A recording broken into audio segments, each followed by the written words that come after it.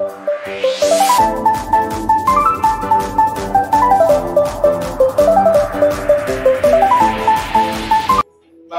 surga,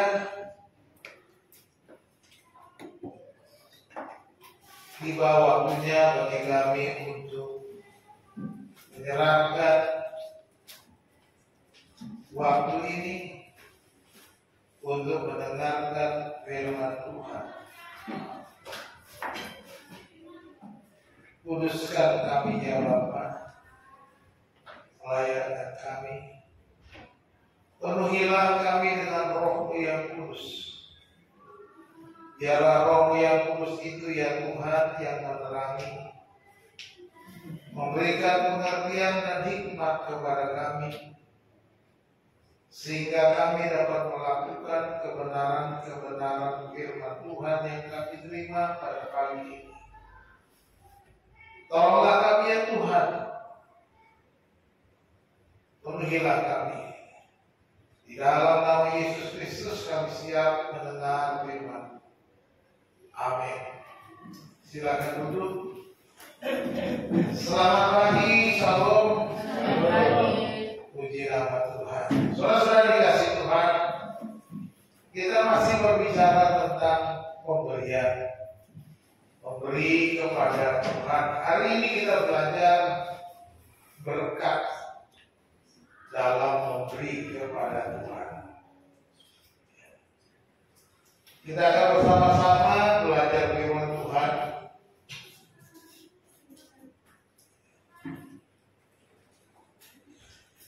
Bahwa Yesus mengajarkan prinsip memberi. Minggu lalu kita belajar dari Injil Matius pasal berapa? Lupa. Pasal berapa minggu lalu ya? Pasal 6 ayat 1 sampai 4. Baru 1 minggu sudah lupa ya. Sudah belajar prinsip memberi yang diajarkan oleh Tuhan Yesus. Dan kita juga mengerti bahwa sepertiga pengajaran Yesus selalu berkaitan dengan memberi. Bayangkan, sepertiga pengajaran. Mengapa Yesus mengajarkan tentang memberi? Yesus mau supaya hati kita tidak dikuasai oleh materialisme, tidak dikuasai oleh kedagingan untuk bergantung kepada hal-hal materi, gitu ya. Bahwa segala sesuatu yang paling penting adalah materi.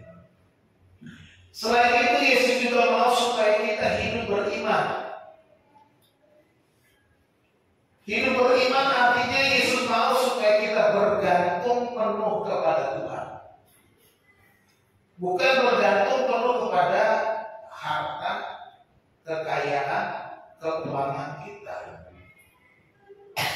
Itu sebabnya ada keseimbangan agar hal-hal rohani juga kita utamakan. Keseimbangan antara yang rohani dan yang jasmani. Selalu saya ingatkan kepada kita, Yesus tidak pernah bicara hal rohani saja, tetapi dia juga berbicara hal jasmani. Ketika dia berbicara tentang Matius 6 ayat 33, itu bicara rohani dan jasmani. Cari dahulu kerajaan Allah dan kebenarannya rohani, maka semuanya akan ditambahkan kepadamu. Jasmani ditambahkan hal-hal yang kita perlu. Jadi supaya Yesus mau supaya kita hidup beriman, bergantung penuh kepada Tuhan, bukan kepada apa yang kita punya, sehingga kita diajarkan untuk memberi dan memberi. Firman Tuhan berkata terlebih berkat memberi daripada, nggak tahu ya. Terlebih berkat memberi daripada menerima. berkat memberi. Ini hari ini kita akan belajar bersama-sama berkat memberi. Kita buka dalam 2 Korintus pasal 9 ayat 6 sampai ayat 15. Ya. Saya akan bacakan kepada kita 2 Korintus 9 ayat 6 sampai ayat 15. Camkanlah ini, orang yang menabur sedikit akan menuai sedikit juga, dan orang yang menabur banyak akan menuai banyak juga. Ayat 7.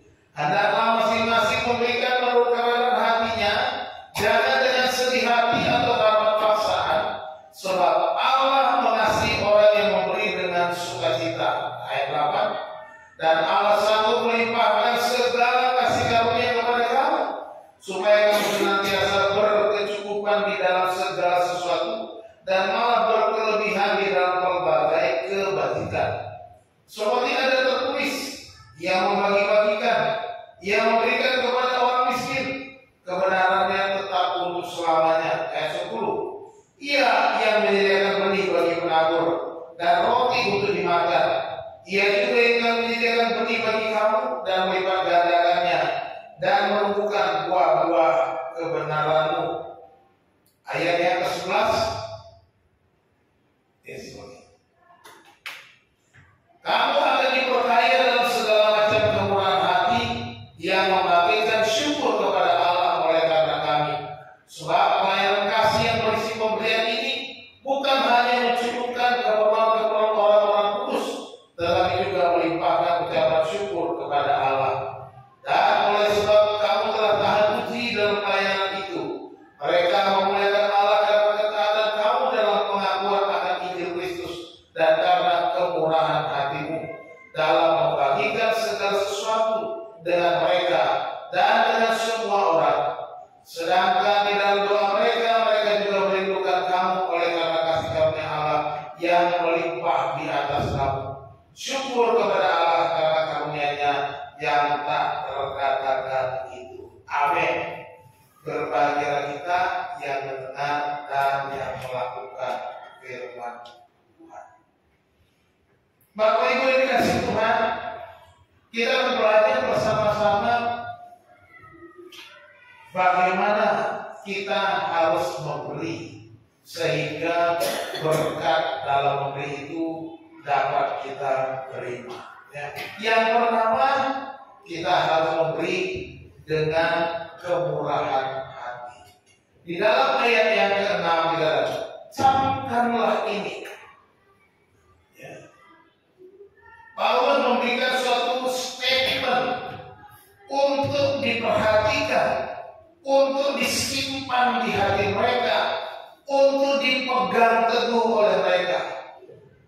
Statement itu adalah orang yang menabur sedikit akan menuai sedikit juga, dan orang yang menabur banyak akan menuai banyak juga. Statement ini berbicara tentang kemurahan hati. Dengan kemurahan hati maka orang bersedia menabur. Maka orang yang menabur sedikit akan menuai sedikit, orang yang menabur banyak akan menuai banyak. Tanpa kemurahan hati orang tidak akan pernah bisa menabur, memberi kepada orang lain. Memang digambarkan seperti menabur benih, menabur orang-orang yang bertani, menanam padi atau menanam gandum, menabur benih gandum. Orang yang menabur gandumnya sedikit akan menuai gandumnya sedikit juga. Orang yang menabur gandumnya lebih banyak akan menuai gandumnya lebih banyak juga. Demikian juga ketika kita memperlakukan kehidupan kita di dalam kehidupan sehari-hari, ketika kita menabur, kita memberi, digambarkan sebagai seorang yang sedang menabur. Percayalah, ketika engkau menabur, ketika engkau memberi, apa yang engkau beri akan engkau tuai. Sedikit yang engkau beri, maka sedikit juga yang engkau tuai. Sebanyak yang engkau beri, maka banyak juga yang engkau tuai. Ini prinsip kemurahan hati. Kalau dia tamak, kalau dia tidak memiliki kemurahan hati, dia tidak akan pernah melakukannya.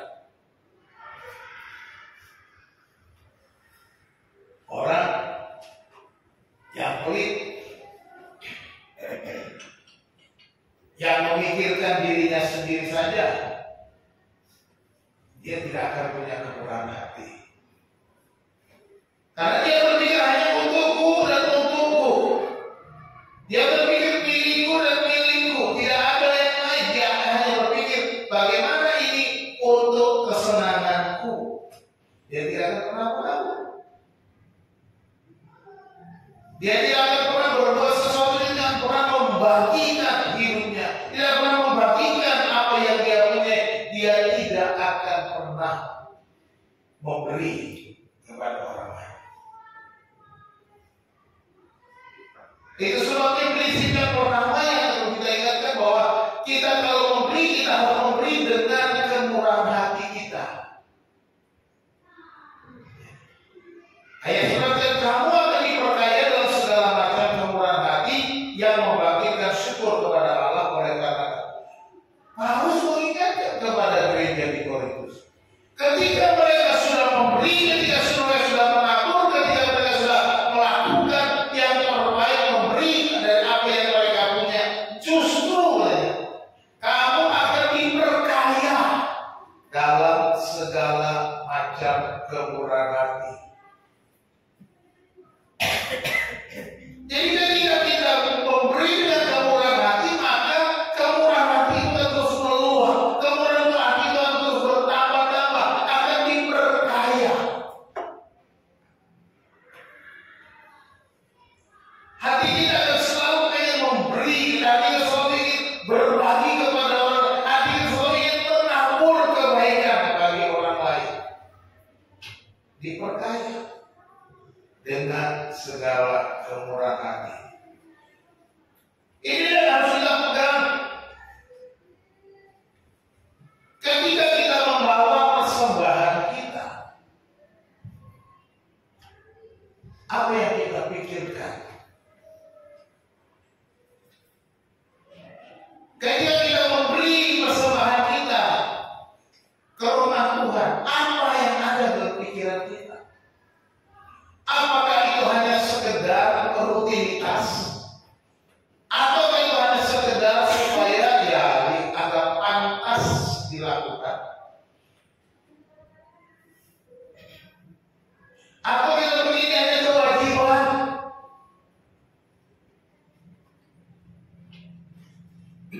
Bukan begitu. Pemberian yang kita lakukan sekalipun dilakukan setiap minggu, setiap kali ibadah, kita membawa persembahan kita, rela dengan kemurahan hati kita. Jadi ketika kita memberi dengan kemurahan hati, kita tidak akan memperhitungkan seberapa besar atau berapa jumlah, kita akan tidak akan lihat. Kita mau memberi yang terbaik.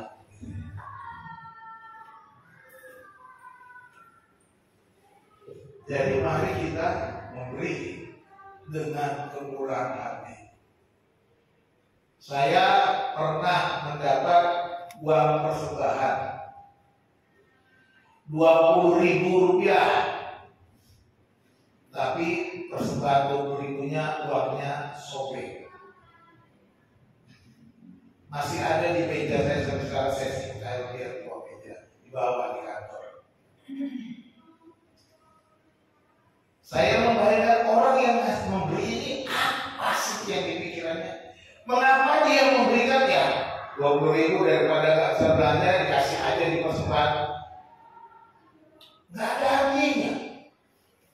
Uang sobek, sudah hilang angka apa namanya itu, nomor serinya soal. Sobeknya kalau sobek sedikit sih masih lumayan, ini sobek. Ini bukan di sini. Udah lama, udah beberapa tahun yang lalu. Anda saya tahu di atas meja saya itu udah lama sekali. Jadi dari situ kita bisa melihat hatinya dalam ini tidak ada kemurahan hati. Dia hanya berpikir ya udah daripada saya nih nggak bisa dibelanjain, udah kasih aja. Nah bisa juga.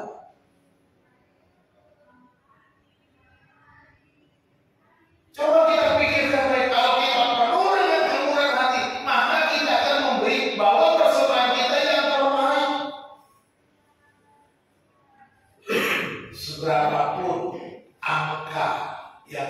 tertulis di dalam uang saudara, berilah yang terbaik. Bukan asal-asalan, tapi muncul timbul dari kemurahan hati. Supaya apa? Supaya semakin hari semakin kita diperkaya dengan kemurahan hati.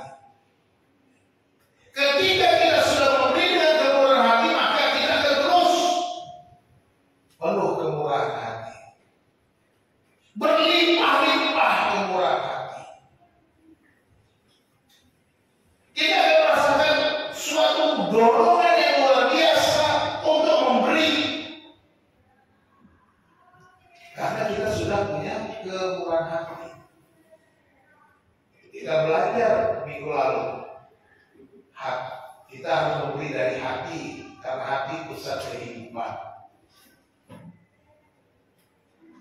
Kita belajar kemurahan hati itu seperti rasa kita benar-benar yang terdalam dari hidup dari hati kita berikan untuk Tuhan. Ya.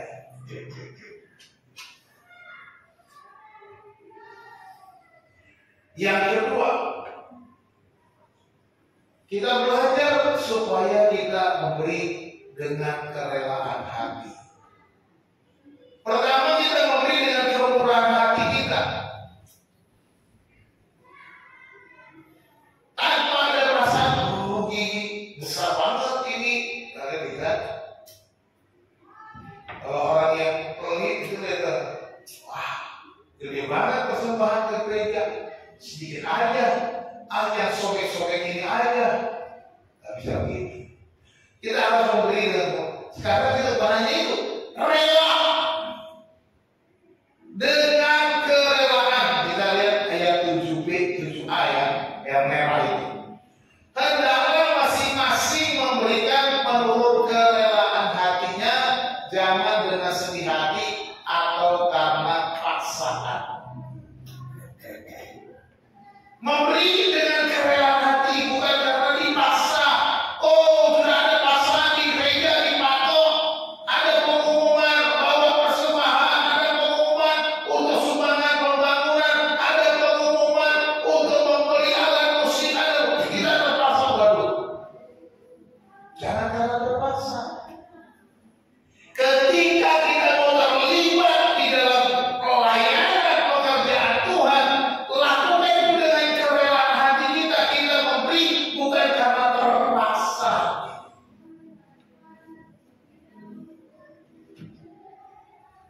Bukan karena ada orang lain yang maksa-maksa. Atau juga mungkin karena gengsi. Terpaksa lah kita memberi karena gengsi kita. Nggak ada gunanya kalau kita memberi karena keterpaksaan. Makanya dikatakan jangan dengan sedih hati atau karena paksaan, tapi dengan kerelaan hati kita. Berilah. Ketika kita terlibat dalam pelayanan pekerjaan Tuhan yang melibatkan dengan uang, berilah dengan rela. Memang kecenderungan kita, kecenderungan manusia itu pelit. Kenapa? Karena dosa. Kecenderungan manusia itu memperhitungkan, hitung-hitung, kalkulasi semuanya, ya. Sehingga dia merasa, ini terlalu besar, ini nggak enak, terpaksa. Jangan karena keterpaksaan. Jadi kalau kita mau memberi kepada Tuhan, ambil bagian pekerjaan, ambil bagian dalam pelayanan pekerjaan Tuhan yang melibatkan berkaitan dengan uang saudara, kita beri dengan rela. Jangan pikir-pikir, wah bagaimana ini, nanti dipakai nggak? Itu nggak rela, nggak rela namanya. Nanti saya sumbang uang saya kira-kira dipakai nggak? Jangan-jangan dipakai untuk yang lain. banyak mikirnya. Daripada nanti dipakai yang lain, aku kasihnya kecil aja lah. Itu namanya nggak rela. Mau kecil pun dikasih, kalau nggak rela nggak ada gunanya. Apalagi kasih besar-besar tapi nggak rela, nggak ada gunanya juga. Ya.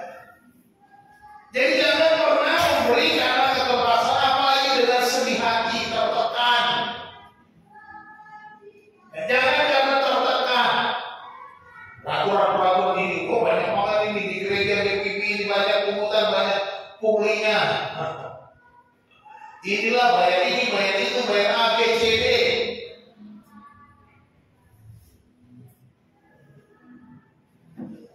Apapun itu, berilah dengan kerelaan hati. Dari hati yang rela, tanpa terpaksa, tanpa tekanan, tanpa kesedihan, tanpa merasa kerugian apapun, merasa rugi dan sebagainya. Jangan pernah kita merasa memberi kepada Tuhan. Kita sudah belajar. Jadikan Tuhan yang terutama. Jadikan Tuhan yang pertama dalam hidup kita. Kalau Dia yang pertama dan yang terutama, maka beri. Dan dikatakan dalam kitab Amsal, muliakanlah Tuhan dengan hartamu, dengan hasil pertama. Dengan hasil pertama. Artinya yang pertama-tama ketika aku menerima hasil, menerima berkat, Tuhan dulu. Tapi seringkali orang Kristen merasa, waduh, gimana baru juga dapat yang pertama, masa nggak dinikmati? Kok Tuhan dulu? Pertimbangan kita begitu. Padahal di dalam berkat itu ada janji, ada penyertaan Tuhan, bahwa Tuhan akan memberkati.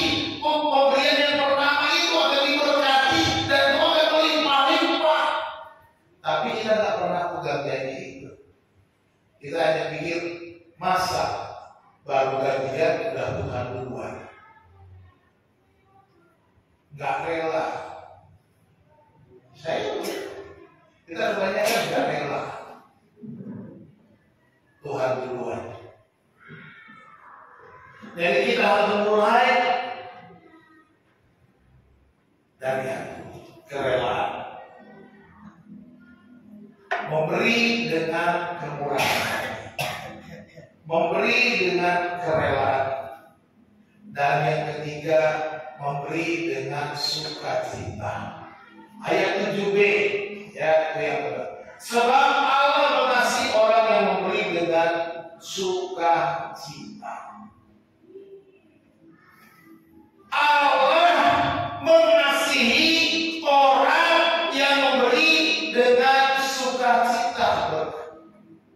Ini berkat pemberi, bukan hanya orang yang memberi dengan sukacita, tapi Allah mengasihi dia. Allah mengasihi orang yang memberi dengan sukacita. Tadi dikatakan bagian A-nya yang rela tanpa sedih hati, tanpa pasang. Yang dikatakan yang ketiga dengan sukacita. Jadi kita memberi dengan kesukaan kita, karena kegembiraan kita, karena ucapan syukur kita, karena kita merasakan Tuhan sudah memberkati kita, karena kita merasakan bahwa Tuhan sudah campur tangan, karena kita merasakan bahwa Tuhan sudah memberikan yang lebih baik daripada hidup kita, maka kita juga memberi dengan sukacita. Memberi dengan senang hati, gitu ya, dengan gembira. Jadi bukan hanya asal memberi. Dan saya katakan Allah mengasihi orang yang memberi dengan sukacita. Kita dikasihi Tuhan, berkatnya mengalir. Orang yang memberi dengan kemurahan hati, orang yang memberi dengan kerelaan hati, orang yang memberi dengan sukacita diberkati Tuhan. Katakan amin. Ya. ada berkahnya. Tuhan menyediakan berkah. Tuhan menyediakan pertolongan. Tuhan menyediakan apa yang kita perlukan. Perhatikan ya.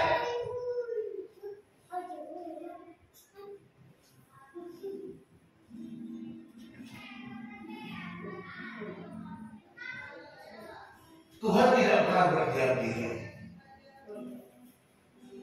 Tuhan tidak pernah merasa berhutang kepada kita atau dipitangi. Ketika Dia memberi, ketika kita memberi, ketika kita melakukan pelayanan kita dengan sebaik-baiknya, memberi dengan penuh sukacita, maka Tuhan pasti menyediakan berkat. Berkatnya selalu ada, berkatnya selalu disediakan, berkatnya tersedia bagi kita. Oleh sebab itu kita harus memberi dengan sukacita. Memberi dengan seluruh hati kita, dengan rasa senang, rasa syukur, rasa gembira bahwa Tuhanlah yang sudah memberkati hidup saya. Tuhanlah yang sudah memberikan apa yang bisa saya lakukan. Jadi kita harus betul-betul bergantung pada Tuhan. Makanya saya katakan tadi di awal, kita diajar memberi supaya kita belajar beriman. Ketika kita memberi dengan sukacita, kita beriman, Tuhan tidak pernah meninggalkan. Tuhan tidak pernah membiarkan kita, Tuhan tidak pernah menelantarkan kita. Kepada gereja di Filipi dan Filipi 4:19, Allah akan memenuhi segala keperluanmu menurut kekayaannya di dalam Kristus Yesus. Ya. Gereja di Filipi yang sudah banyak menyokong pelayanan memberi, mendukung pelayanan Paulus, dikatakan Allah akan memenuhi segala keperluan. Ini janji Tuhan. Jadi Tuhan tidak pernah berbicara hal rohani, tapi ada keseimbangan. Ada pemeliharaan, ada janji pertolongan, ada jalan keluar, ada penyediaan apa yang kita perlu dalam kehidupan kita. Tuhan sudah siapkan. Tapi jangan lupa bagian Tuhan. Berilah kepada Tuhan dengan sukacita. Berilah kepada Tuhan dengan rela hati. Berilah kepada Tuhan dengan kemurahan hatimu. Ya. Yang keempat, ini yang perlu kita ingat. Ya. Mungkin agak sulit. Memberi dengan pengorbanan. Ya. Memberi dengan pengorbanan. Ayat 10 dikatakan, Ia yang menyediakan benih bagi penabur dan roti untuk dimakan, Ia juga yang akan menyediakan benih bagi kamu dan melipat gandakannya dan menumbuhkan buah-buah kebenaranmu. Penabur yang menabur benih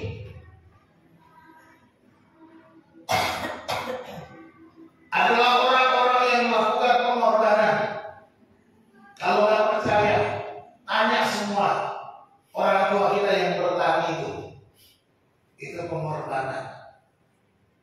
Mereka bekerja keras menabur. Saya pernah bekerja di sawah waktu saya masih SD. Saya pernah membantu orang tua saya bekerja di sawah. Bagaimana sebelum waktu menanam, menunggu musim hujan, bagaimana kami mengolah sawah itu, membolak-balik, meluku katanya, tanahnya dibalik, airnya air mulai masuk, ketika mulai pembibitan, ketika mulai ditanam bibit-bibit itu, dan ketika mulai bertumbuh bagaimana ketika mulai bulir-bulir padi itu keluar, semuanya penuh pengorbanan.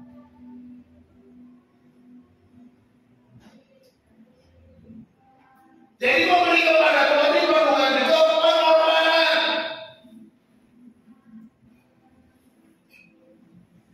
Simon tadi berkorban mengambil benih yang terbaik. Dia pilih benih yang terbaik supaya bisa ditanam lagi, supaya menghasilkan hari yang baik. Bukan asal benih.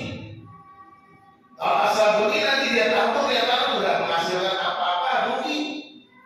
Dia cari benih yang bagus. Pengorbanan.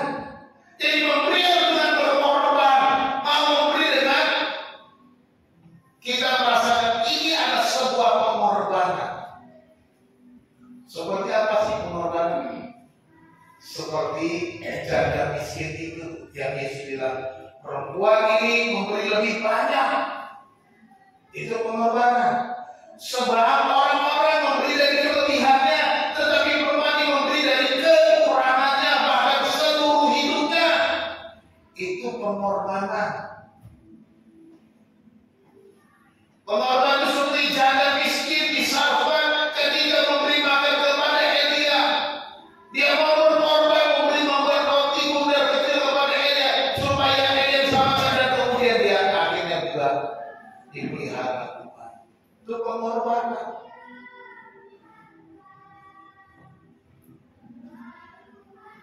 Jadi kita perlu berkorban, bukan hanya sekedar memberi. Kalau memberi dengan segala kelebihan kita itu belum berkorban. Memberi ucapan syukur itu belum berkorban. Memberi berkorban itu adalah memberi lebih besar dari apa yang kita bisa lakukan. Pak, kalau semuanya saya kasih, saya berkorban, saya nanti gak kebagian. Itu selalu pendapat kita. Itu selalu yang dipikirkan banyak orang.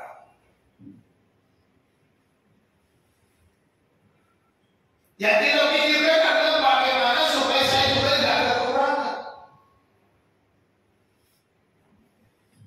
Memang dalam kehidupan kita ada banyak hal yang kita harus lakukan. Selain memberi, menabur, kita juga menabung. Tapi kita pikirkan ketika kita memberi kepada Tuhan, apakah saya sudah berkorban atau belum? Di dalam Korintus pasal 8 ayat 3 sampai 4, dan aku bersaksi bahwa mereka telah memberikan menurut kemampuan mereka, bahkan melampaui kemampuan mereka.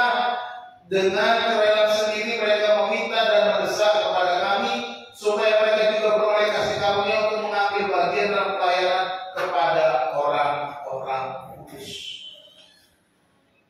Paulus berbicara kepada gereja Korintus. Gereja-gereja Makedonia itu memberi, katanya, menurut kemampuan, bahkan katanya melampaui kemampuan. Itu yang disebut pengorbanan.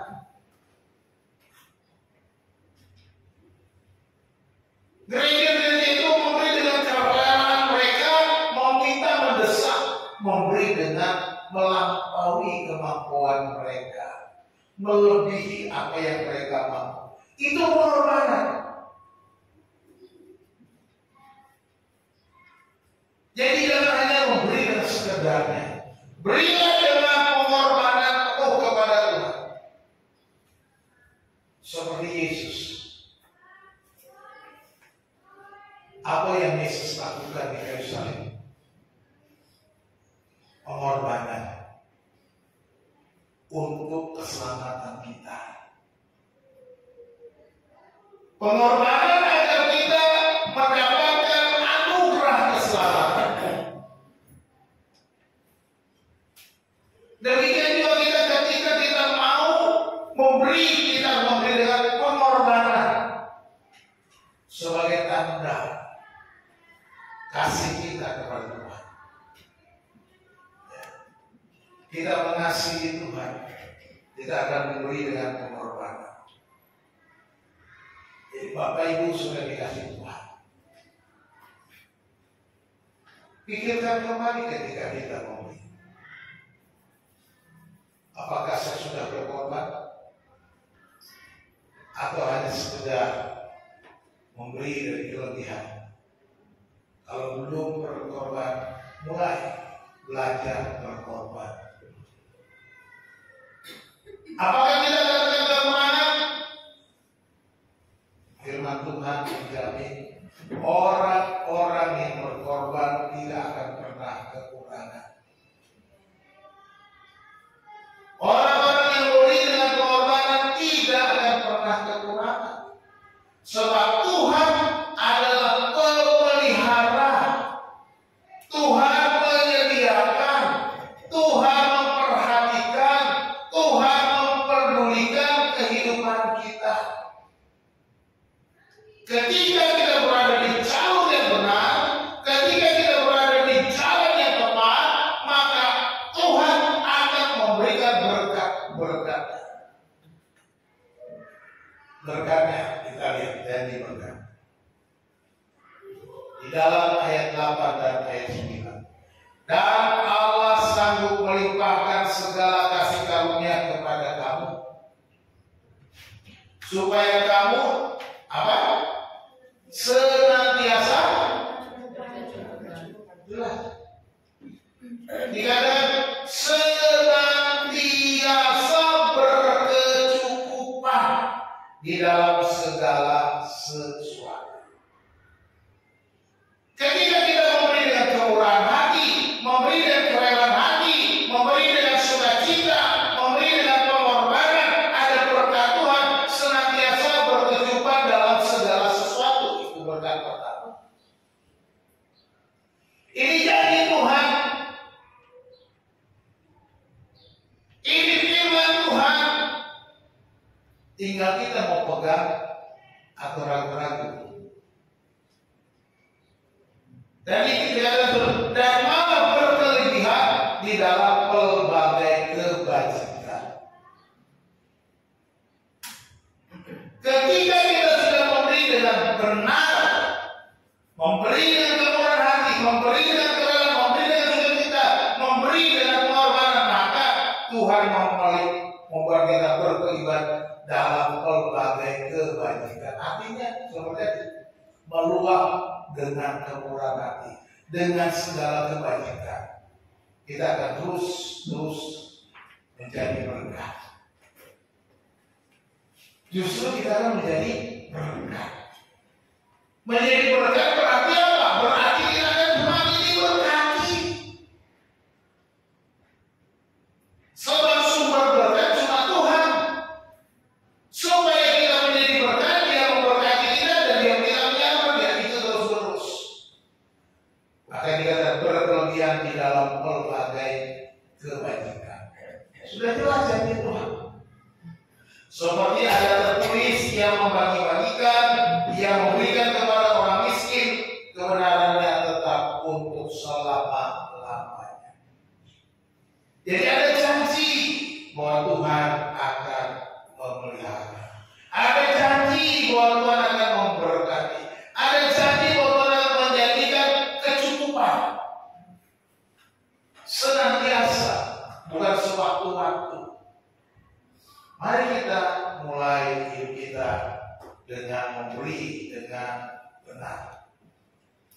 Memberi dengan yang pertama kemurahan, kedua kerelaan, yang ketiga dengan sukacita, yang keempat dengan empat hal ini kita lakukan, maka kita berhak menerima janji Tuhan. Tuhan akan mencukupkan. Tidak usah khawatir, tidak usah takut, tidak usah bingung. Harus berani melangkah berkorban.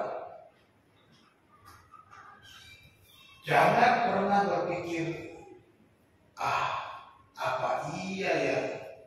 Nah, kalau saudara mulai berkata begitu, berarti Tuhan kita sedang meragukan firman Tuhan. Ketika kita meragukan firman Tuhan, kita sama dengan tidak mempercayai Tuhan. Artinya kita bilang tidak percaya Tuhan, tetapi kita tidak percaya perkataannya.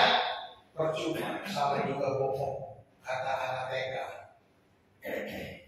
Ketika kita percaya kepada Tuhan, kita harus percaya kepada firman-Nya. Jangan setengah-setengah. Kalau setengah-setengah, hidup kita tidak akan pernah sukacita. Kita seperti orang yang diombang-ambingkan. Karena setengah-setengah tidak mengalami sukacita berkat Tuhan. Marilah kita memberi kepada Tuhan dengan sepenuh hati kita. Memberi dengan kemurahan hati, memberi dengan kerelaan hati, memberi dengan sukacita, dan memberi dengan pengorbanan. Tuhan Yesus memberkati kita. Kita berdoa. Allah Bapa yang di surga, Bapa yang penuh kasih, kami bersyukur untuk firman Tuhan yang kami sudah baca, kami renungkan bersama. Ajar kami menjadi pelaku-pelaku firman ya Tuhan, supaya kami dapat memberi dengan kemurahan hati kami. Kami tidak diikat dan dikuasai oleh materialisme, tapi kami dengan kerelaan hati juga dapat bertindak tanpa paksaan, tanpa kesedihan. Bahkan kami memberi dengan sukacita dan penuh pengorbanan, memberi dari segala apa yang kami dapat lakukan, bahkan lebih. Tuhan, hamba-Mu sudah menyampaikan kebenaran. Biarlah Roh yang Kudus terus berbicara kepada kami, mengingatkan kami dimanapun kami berada, dimanapun kami melangkah, kami boleh mengambil keputusan yang terbaik untuk melakukan firman-Mu ya Tuhan. Jadikan kami pelaku-pelaku firman, dapat memberi kepada Tuhan dengan segenap hati kami. Terima kasih Bapa di surga, kami mengucap syukur untuk firman Tuhan. Hanya di dalam nama Tuhan Yesus Kristus selamat kami. Haleluya. Amin.